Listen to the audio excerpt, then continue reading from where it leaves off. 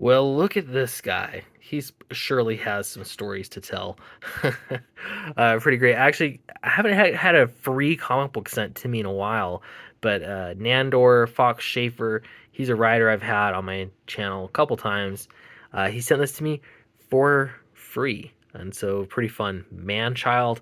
I haven't read it yet. I love that it has flat colors, so it looks very like look how classic Marvel that looks.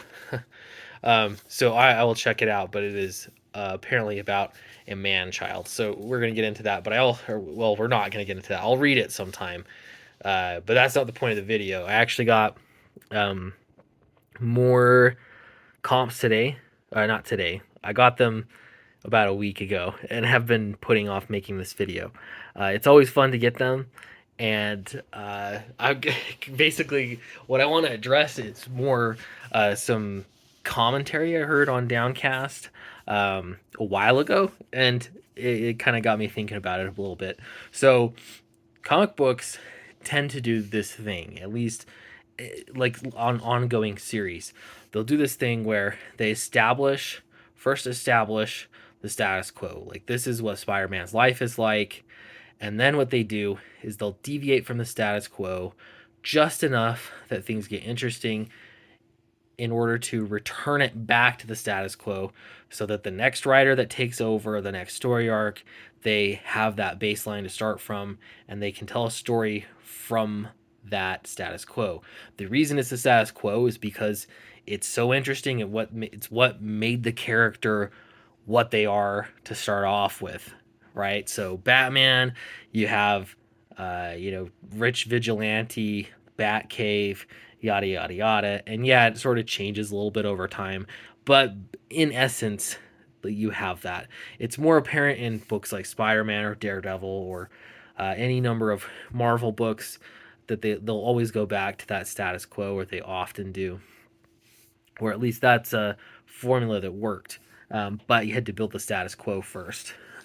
So when it comes to Downcast, I did things a little bit differently. I actually really looked intently at the Hellboy universe. And what I like about the Hellboy universe is that there is an overall story that is progressing. Yes, it's still, um, at the beginning, there's the BPRD and they're investigating things. Things change. If you haven't read Hellboy, you're not going to know everything. But the story does overall progress and the status quo changes uh, in ways that it won't go back. It doesn't just go back to the status quo. And so Downcast is a little bit of the middle ground between those 2 points. It's not exactly Marvel, where there's a spelled out status quo. It's not exactly Hellboy, where there's a direction it's going that irrevocably can't be changed. It is basically an evolving status quo. And the way that I had it planned out is that every single story arc would add to the status quo and change things just enough that it would, I think, be a new, fresh place to start. And so this issue number 4 is important because this ends the first story arc of Downcast. And if you only read up to issue 4, you'd have a complete story. And in my mind, I think it would resolve pretty strongly. Like you could be finished, and it would be a jumping off point, which is not always a good thing. But what that enabled me to do then is to say, now that I have this story down, and I heard Peter Simeti said this to me in private, that these first four issues were almost like a zero issue. They were establishing an origin story. They were establishing, you know, the city of Strata, everything, the underlying points and important foundation to what Downcast is. And then Downcast number 5 launches you off into an entirely different direction. Though to me, it's not an entirely different direction. It's part of the plan, but this had to be established first.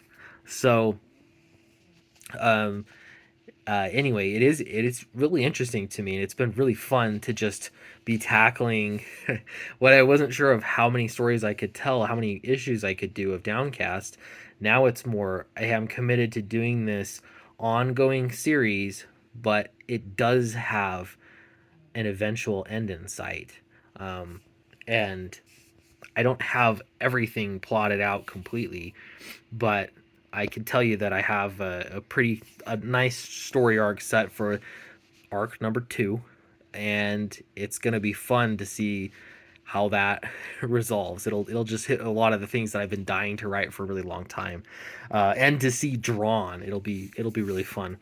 Um, so is this the way to do comics? I mean, if you want to, it's it's the way for me to do this particular comic book. Um, it's so cool because in writing novels, this format I don't think it'd work very well, where you're moving back and forth to a status quo. A novel almost demands to be a single story, or maybe you have a series, but it's only progressing. You're not going back to the same world to tell more stories. Maybe that happens sometimes, but it's not typically what you would expect. So I don't know. It's pretty interesting.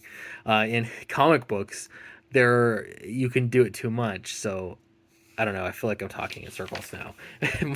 My point is, it's pretty interesting. It's pretty fun, unique of a medium.